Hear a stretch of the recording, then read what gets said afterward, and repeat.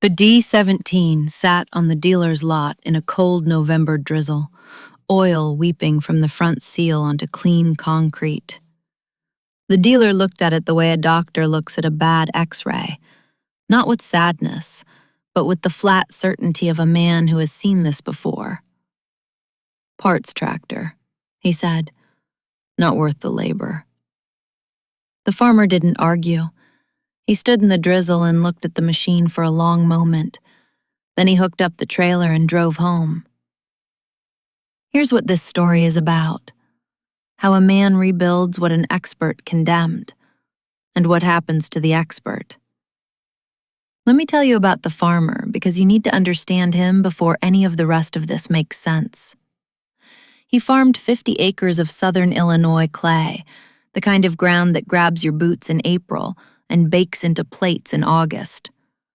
He'd inherited the place from his father, and before that his grandfather had broken the first ground on it. He never once considered leaving. Not when the prices were bad, not when the neighbors were selling, not when the county appraiser told him what the place was worth on paper.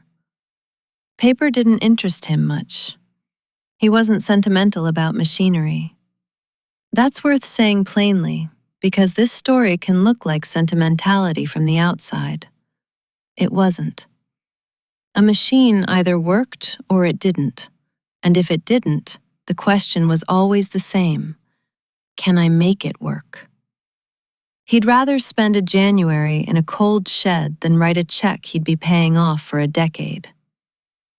The D17 Series IV had come to the farm in the mid-1960s, and it came because it was the right machine for that ground. Allis-Chalmers built the D-Series through most of the 1960s, and the Series IV was the top of that line. It had a 226 cubic inch four-cylinder engine. Not the biggest thing on the market, but torquey and honest. The wide front axle handled rough ground without fighting you, and it had the power director hand clutch, which let you shift between two speed ranges on the fly without touching the foot clutch. On a small farm with a lot of different jobs, that mattered. By 1978, the machine had a good 15 years of Illinois ground behind it, and the era wasn't kind to farmers who stood still. Earl Butz had spent the better part of the decade telling American farmers to get big or get out. Plant fence row to fence row. Finance the equipment to do it. The logic of scale, the promise of export markets. The farm meetings were full of it. Allis-Chalmers, Deere, Case, they all had new iron on the lots. Big 100-horsepower machines, and the dealers had financing ready before you finished your coffee. The farmer had watched neighbors sign those papers. He'd also watched some of them start losing ground by 1977. The payment books didn't stop coming just because corn prices softened. But now his own machine was showing its age, and the question he'd been avoiding all season had followed him into November. The dealership sat on the highway just outside of town, and it looked like money. New paint on the building, a gravel lot raked clean, and a row of machines lined up along the fence like soldiers. Big green and yellow iron with price tags hanging from the steering wheels. The salesman who came out to meet him wore clean boots. Not clean for a farm day clean. Clean like he'd never walked a field in them. The farmer had called ahead, told them what was wrong, or what he thought was wrong. They said bring it in, so he loaded the D17 and made the drive. The mechanic's assessment didn't take long. He came back from the shop with a clipboard and read the findings the way a judge reads a verdict, flat and final. One sleeve cracked through just above the ringland. Power director clutch plates worn to nothing, glazed smooth where they should have had grip. Transmission jumping out of third, under load because the detent springs had gone soft and the engagement teeth on the gear were rounded off. Not one problem. 3 problems, stacked on each other, all of them pointing to a machine that had been working hard for a long time. The repair number came at the end. It was more than the tractor was worth on the open market. The mechanic said so himself, almost like an apology, though his face didn't look particularly sorry. The dealer didn't miss a beat. He pivoted the way salesmen do, smooth, practiced, no wasted motion. They had a new 170 on the floor, 40-some horsepower, modern hydraulics, a loader-ready frame. Financing was available. The payments were described as manageable, which is a word that sounds reasonable until you're making them in a bad year. What he didn't mention was the interest rate. In November of 1978, you could borrow money for a tractor at somewhere around 11 or 12%, and climbing. The Federal Reserve was starting to tighten, and anyone reading the farm papers knew what was coming, even if they didn't know exactly when. The dealer talked about horsepower and productivity and the future of farming. He did not talk about what the future of interest rates looked like. The farmer listened to all of it. He stood there with his cap in his hands and let the man finish. Then he asked one question. What would the full repair cost, parts and labor, if he had it done here? The number came back. He nodded, thanked the mechanic, thanked the salesman, and walked back out to the lot. He hooked up the trailer. He loaded the D17. He pulled out onto the highway and headed south toward home. No argument, no counteroffer, no dramatic moment in the parking lot, just a man driving home with a broken tractor and a decision forming somewhere behind his eyes, the kind of decision that doesn't announce itself but sits quiet and solid in the chest like a fence post going into hard ground. What the dealer didn't know, and couldn't have known, was that the farmer had already been thinking about this for 3 months. He pulled the D17 into the shed that same afternoon, backed it into the spot under the single hanging bulb, and shut the door behind it. No drama in that either. Just a tractor in a shed, and a man standing in front of it with the engine ticking as it cooled. The I&T shop service manual was already on the shelf.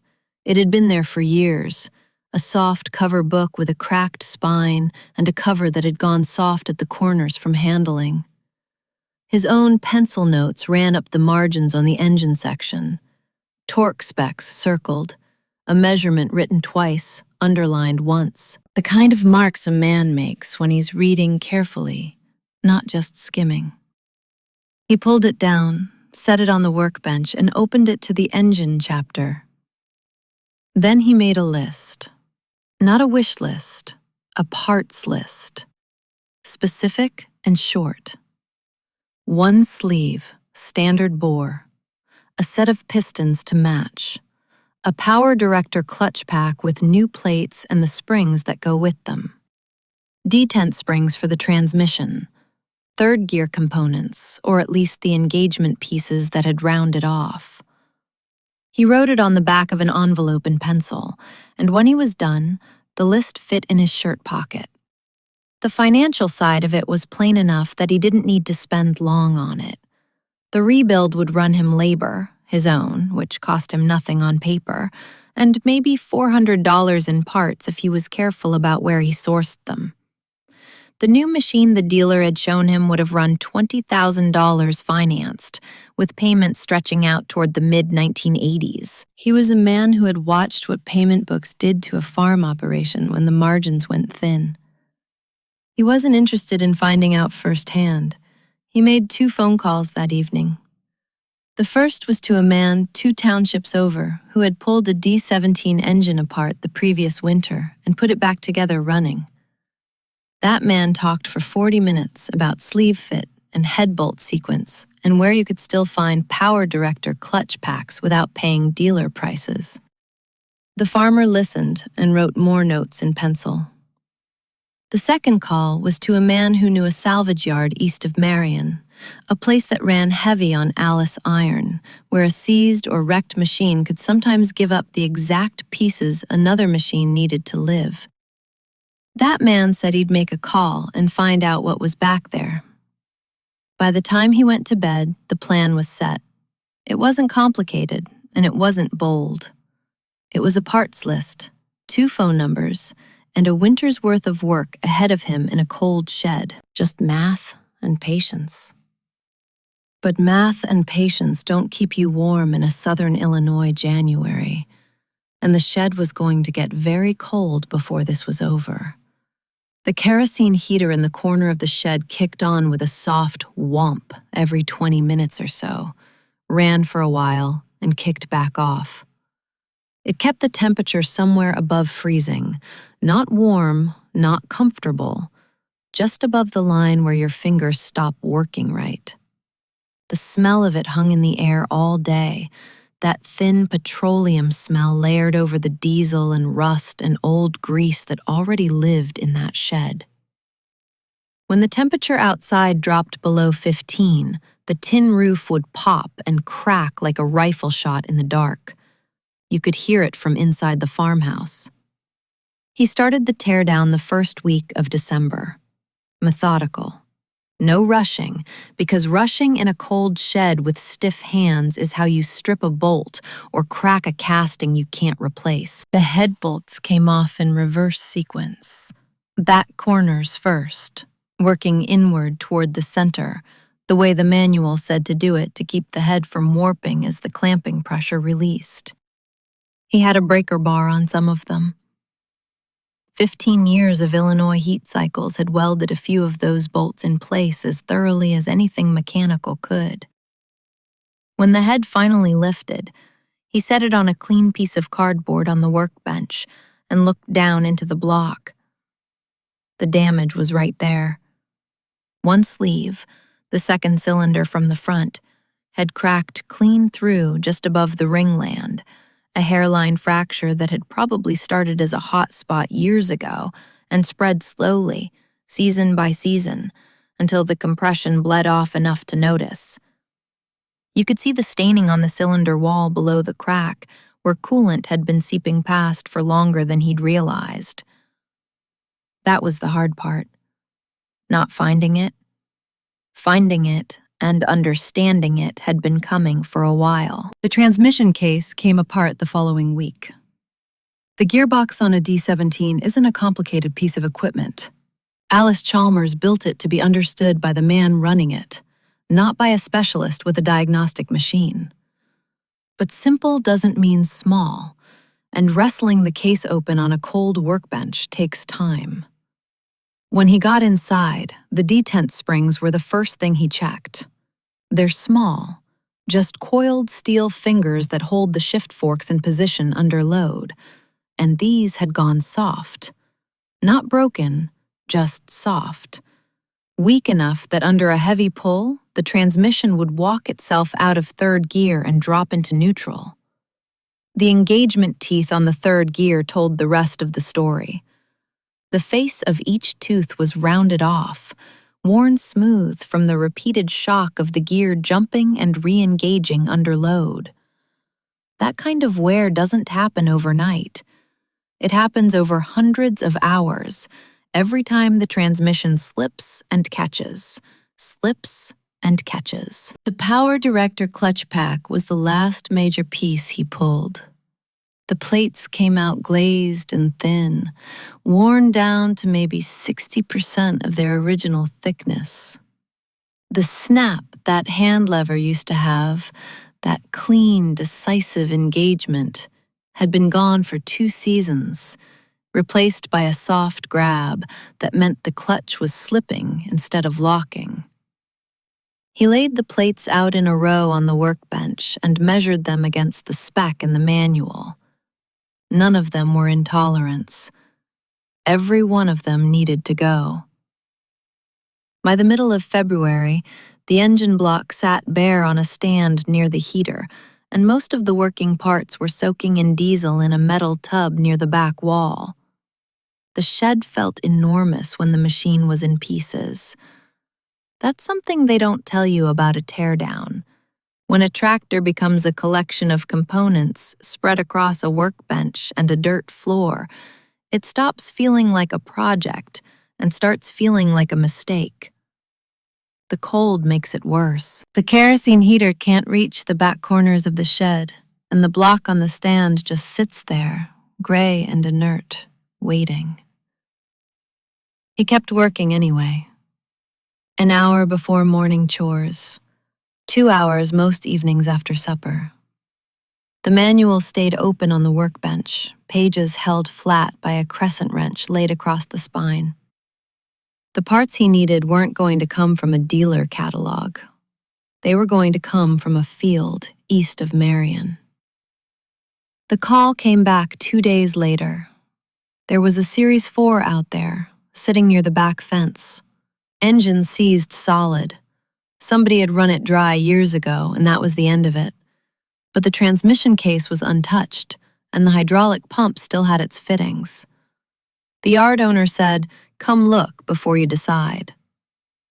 He made the drive on a gray Tuesday morning in January, the kind of morning where the sky sits low and flat and the cold has a weight to it. The yard was east of Marion, set back off a gravel road behind a windbreak of cedars that didn't do much against the wind. He turned in through a gap in the fence and stopped. The place ran about 4 acres. Rows of orange iron, Alice mostly, with a few Olivers and a lone Minneapolis Moline rusting at the far edge, sitting in the frozen grass under that low sky, frost on the hoods. A few of the older machines had grass grown up through their grills, half reclaimed by the ground they'd once worked. You could tell which ones had been there the longest by how far they'd settled.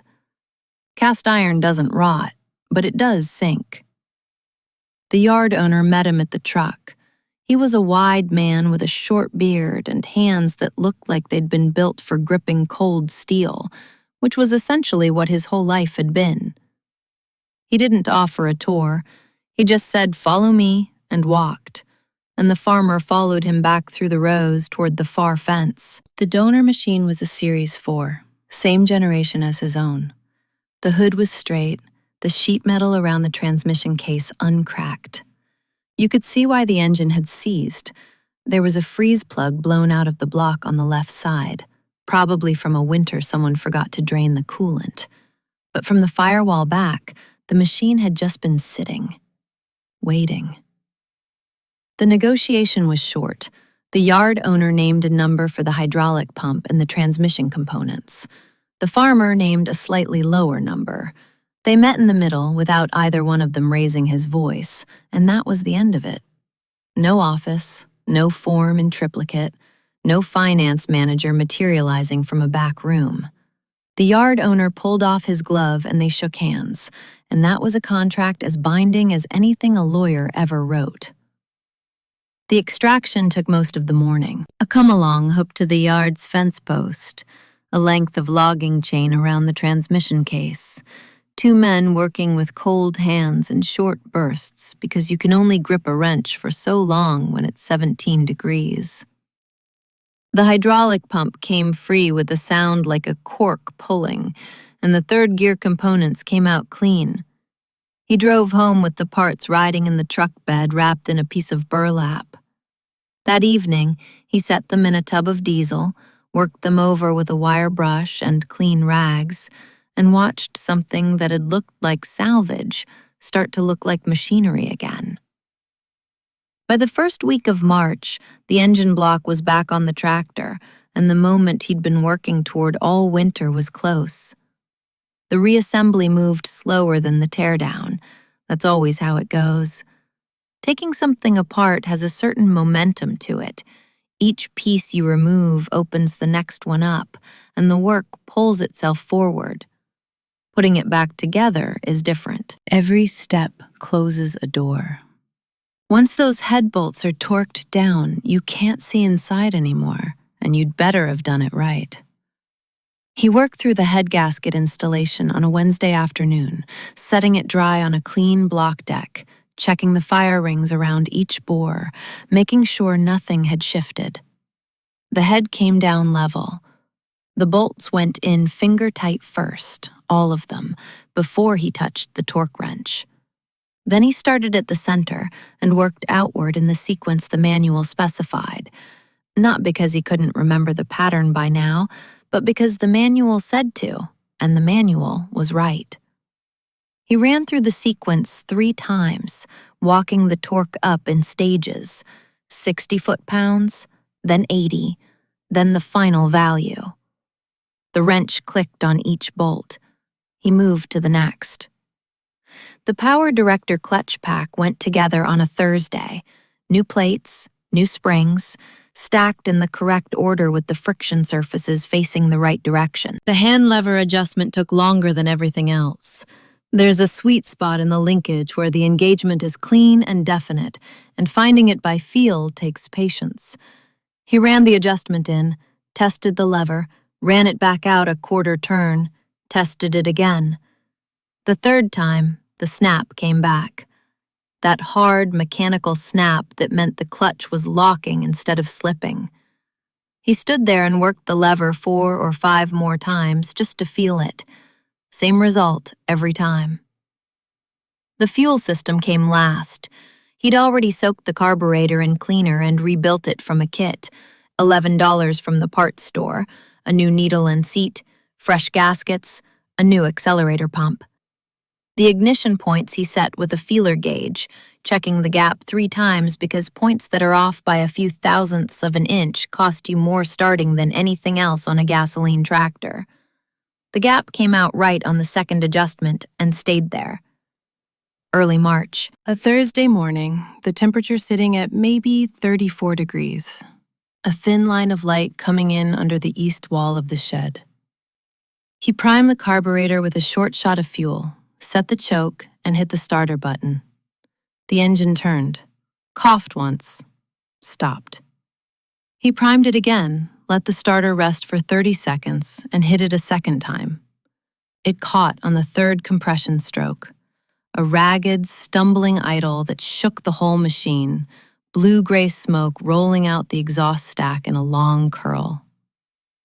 He kept his hand near the choke and let it run.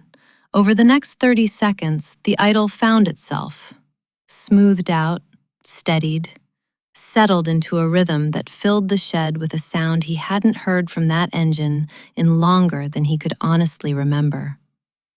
He watched the oil pressure gauge.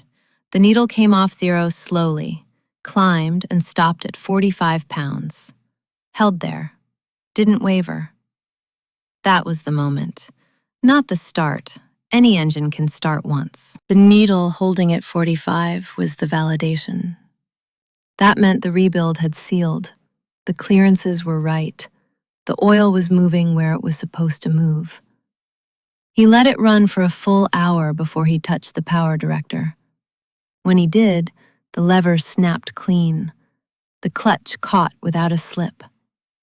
He shut it down, wiped his hands on a shop rag, and went inside for coffee. Spring came early in 1979. The ground was ready by the second week of April, and the D17 went back to work before the neighbors had finished arguing about planting dates. He pulled a disc through wet ground that first morning, the power director snapping clean between ranges, the engine pulling without hunting or complaint. 14 acres before noon. He came in for lunch and went back out. That was it. No ceremony. The machine worked. He worked. The season moved. What came next, though? He couldn't have predicted that. And neither could the dealer. By 1981, the interest rate on a farm equipment loan had climbed to 21%.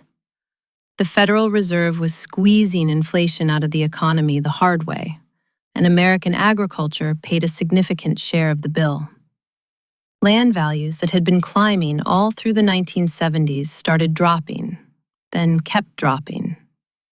A farm that had appraised for $3,000 an acre in 1979 might bring half that by 1983, on a good day, to a willing buyer, which got harder to find. The neighbors who had financed those big machines in 1978 started getting letters from their banks. Not all of them, but enough that you noticed. A place 2 miles east went to auction in the spring of 1982. Equipment first, then the ground itself. The farmer drove past the auction signs a few times that week without stopping. There wasn't anything useful for him there. The dealership started showing the strain around the same time. The shiny showroom out on the highway ran on sales volume, and sales volume depended on farmers who could make payments. And by 1982, a lot of farmers couldn't. The lots that had been lined with new iron in 1978 started carrying fewer machines. The ones that did sit there sat longer. The financing that had been easy in November of 1978 looked a lot less easy when the same rate that got you into the loan was the one eating your operating margin every quarter. By the mid-1980s, the dealership had changed hands once. Then it closed. The building sat on the highway with a for lease sign in the window for the better part of 2 years, the gravel lot empty, the lights off in the showroom where the new 170 had once been parked under fluorescent tubes like it was something worth admiring. The D17 worked through all of it. Hay season every year, cutting and raking, the power director earning its keep every time the windrows turned uneven and the pace needed adjusting without stopping the machine.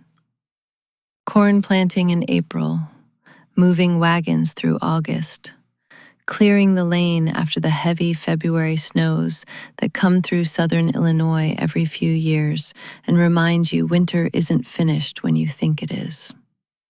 The utility work that a small farm generates in every season of every year, the machine was there for all of it. The 1990s brought a different kind of quiet. The farm crisis had burned through and left scars on the county that didn't fully heal, but the farmer's ground was still his. The D17 was 30 years old by then, and so was the dirt under its front axle, worked and reworked into something that knew the machine and the man both. He wasn't in a hurry anymore, and neither was the tractor. They moved at the same pace, deliberate, unhurried, showing up. Out on the highway, the building that had been the dealership was selling insurance now. Or maybe it was a title company. The sign changed once or twice. The new 170 that had been on the floor in 1978 was in a salvage yard somewhere by the mid-1990s. Its proprietary parts discontinued. Its electrical system failed beyond what any reasonable man would spend to fix. The year 2000 came. The machine the dealer had called a parts tractor was 37 years old and still raking hay on the same 50 acres where it had always worked. The farmer was past 70. The shed where he'd spent that winter was still standing, still smelling of kerosene and old iron. The I&T manual was still on the shelf, its spine held together now with a strip of electrical tape. There's a word for what that is, and it isn't luck. Now, let me be fair to the man. The dealer wasn't wrong about the numbers. In November of 1978, the D17 was worth less on the open market than the cost of the repair quote he'd handed over. That's just arithmetic. A machine with a cracked sleeve, a failed clutch pack, and a transmission jumping out of gear isn't worth what a sound machine is worth, and he said so plainly. That part was honest. What he got wrong was the question. He was answering, "What is this tractor worth?" when the farmer was asking something else entirely. What will this tractor do for me if I fix it? Those aren't the same question, and the gap between them is where the next 22 years lived. The dealer measured value in resale price because that's the unit his business ran on. Trade-in value, floor plan cost, the spread between what he paid and what he sold. In that system, the D17 was a liability. A machine you couldn't move without taking a loss wasn't an asset. It was a problem sitting on your lot in the rain. The farmer measured value in seasons, specifically in the number of seasons he could work his ground without owing anyone money to do it. By that measure, a machine that costs $400 to rebuild and then runs for free is worth more than a machine that costs $20,000 and sends a payment book every month for 10 years. The math points the same direction, no matter how many times you run it. But here's the deeper thing the dealer couldn't see, because his whole business depended on not seeing it. The D17 was built to be fixed by the man who owned it. Cast iron block, not aluminum, not composite, cast iron, which you can bore and sleeve and put back together indefinitely if you have the patience and the right manual. Mechanical fuel system with no computer between the carburetor and the cylinder. Ignition points you can set with a feeler gauge you bought for $3. A transmission you can open on a workbench with common hand tools and read like a sentence. This tooth is worn. This spring is soft. Here is exactly what failed and why. There was nothing on that machine that required a dealer to fix it. That wasn't an accident. Allis-Chalmers engineered the D-Series for farmers who fixed their own equipment, because in the 1960s, most of them still did. The dealer's business model required the farmer to need him. The farmer's decision in November of 1978 was a quiet refusal of that arrangement. He just didn't make a speech about it. And that refusal is still running. The D17 is parked at the edge of a hayfield somewhere in southern Illinois, paint faded to the color of old rust, iron solid underneath. The building on the highway has a different sign on it now, selling something that has nothing to do with farming. The tractor outlasted the business that condemned it. That's not a moral. That's just what happened. If you've got a shed story, a machine someone told you to quit on that you didn't, drop it in the comments. Subscribe if you want to hear more about old iron that refused to quit.